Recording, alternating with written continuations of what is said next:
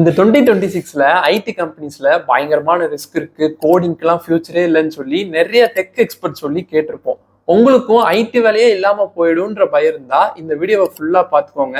இந்த மாதிரி டெக் ரிலேட்டடான கண்டென்ட் உங்களுக்கு பிடிக்கும் அப்படின்னா மறக்காம நம்ம ஜாயை ஃபாலோ பண்ணிக்கோங்க. இந்த எல்லா பயத்துக்கும் பின்னாடி இருக்கிறது ஏஐ தான்.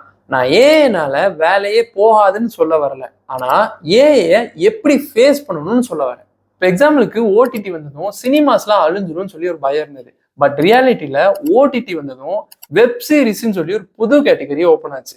அண்ட் அதனால நிறைய ஆப்பர்ச்சுனிட்டிஸ் உருவாயிட்டு தான் இருந்தது. அந்த அதர் ஹேண்ட் சினிமாஸுக்கான டிமாண்ட் குறைஞ்சிச்சான்னு பார்த்தா அதே ஹைப் ஒவ்வொரு மூவிக்கும் அதே மாதிரி தான் இருக்கே தவிர எந்த ஒரு வேரியேஷனும் இல்லை. எக்ஸாக்டா இதைத்தான் ஸ்டாட்டிஸ்டிக்கல் ரிப்போர்ட்டும் சொல்லுது. அரௌண்ட் 90 மில்லியன் ஜாப்ஸ் ஏஐனால ரீப்ளேஸ் ஆக தான் போகுது. அட் தி சேம் டைம் இந்த ஏஐனால 170 மில்லியன் புது ஜாப்ஸ் கிரியேட் ஆக தான் போகுது. அண்ட் லாஜிக்கல் ஸ்கில்ஸ் இருக்கக்கூடிய நிறைய புது ஜாப்ஸ் உருவாக தான் போகுது. ஆக்சுவலா நம்ம எல்லாருமே ஏஐ தான் வில்லனா பார்த்துக்கிட்டு இருக்கோம். ஆனா நம்ம வில்லனா பார்க்க வேண்டியது நம்ம கிட்ட இருக்கிற அவுடேட்டடான ஸ்கில்ஸ் தான். அகைன் நான் சொல்றேன், இந்த மாதிரி டெக் ரிலேட்டடான கண்டென்ட் உங்களுக்கு பிடிச்சிருந்தா மறக்காம நம்ம ஜாயை ஃபாலோ பண்ணிக்கோங்க.